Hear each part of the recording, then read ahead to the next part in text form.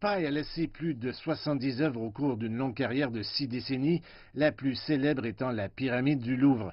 La structure de verre et en métal qui se trouve à l'entrée du musée est l'une des œuvres les plus connues et les plus controversées de Pai.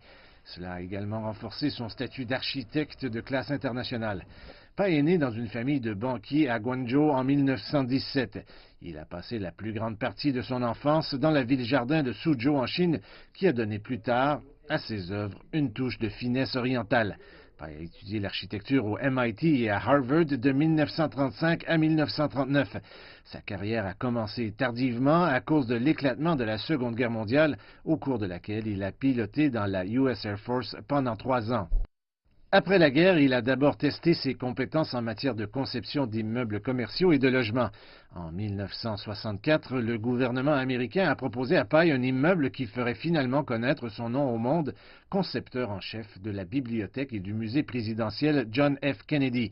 À ce moment-là, Pai avait 47 ans et ses années les plus productives venaient de commencer. Le bâtiment Est de la Galerie d'art nationale à Washington, la tour de la Banque de Chine à Hong Kong, l'hôtel Xiangshan à Beijing, le musée Miho à Kyoto, le musée d'art islamique de Doha au Qatar. Aujourd'hui, les œuvres de Pai sont vues dans le monde entier. Ces structures symboliques en verre et en métal ont donné à de nombreuses villes leurs caractéristiques les plus distinctives.